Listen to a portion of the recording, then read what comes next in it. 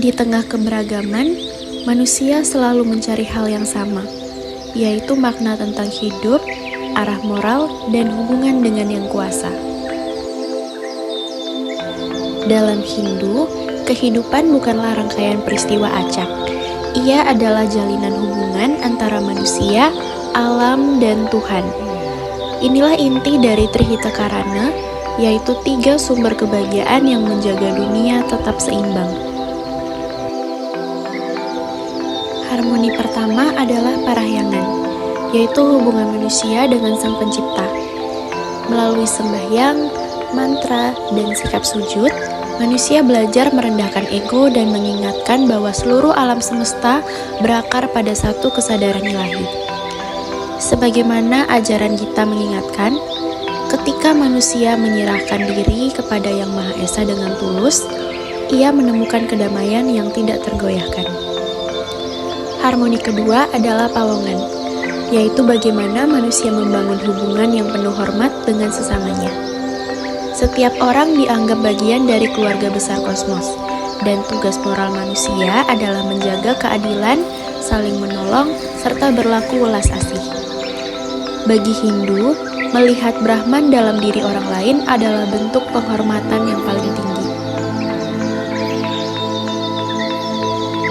Harmoni ketiga adalah palemahan, yaitu hubungan manusia dengan alam.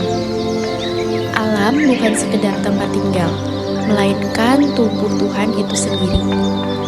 Menjaga alam berarti menjaga diri, dan merusaknya berarti merusak keseimbangan kosmos. Dalam Islam, Allah adalah sumber kasih dan petunjuk. Al-Quran menjadi panduan bagi manusia untuk hidup jujur, adil, dan peduli terhadap sesama. Setiap perbuatan dicatat dan dipertanggungjawabkan. Etika bukan sekedar teori, melainkan praktik nyata dalam kehidupan sehari-hari. Dalam Kristen, Tuhan dipahami sebagai kasih yang hadir melalui Yesus Kristus. Relasi dengan Tuhan diwujudkan melalui pengampunan dan pengorbanan. Hidup moral berpusat pada kasih kepada Tuhan dan kasih kepada sesama. Dari kasih itulah manusia dipanggil untuk melayani.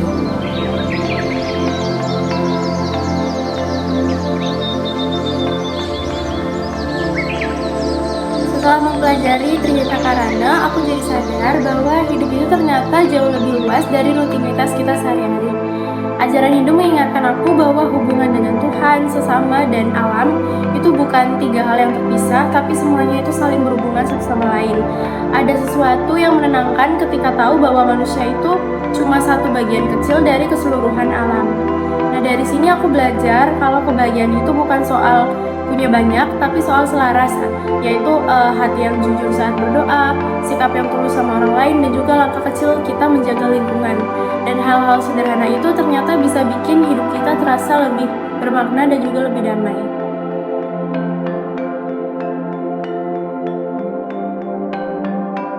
Dari Islam, aku belajar bahwa keseimbangan hidup juga dimulai dari rasa syukur.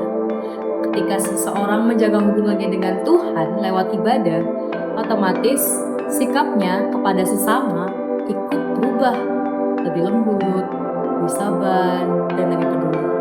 Aku juga suka bagaimana Islam memandang bumi sebagai amanah, bukan milik kita, tapi titipan.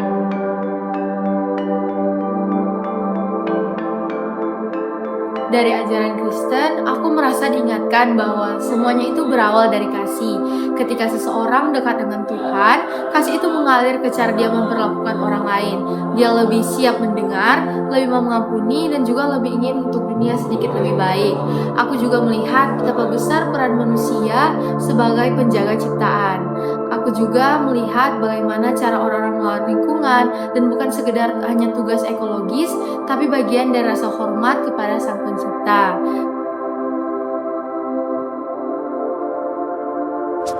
Meski berbeda cara memandang Tuhan, di mana Hindu dengan kesatuan kosmis, Islam dengan ketauhidan mutlak, dan Kristen dengan relasi kasih, ketiganya sepakat bahwa manusia dipanggil menuju kebaikan.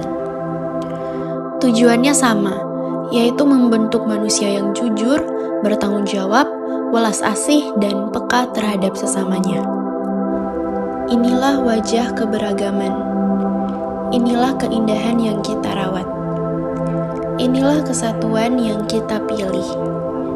Inilah kedamaian yang kita ciptakan. Dan inilah kebahagiaan yang kita bagi.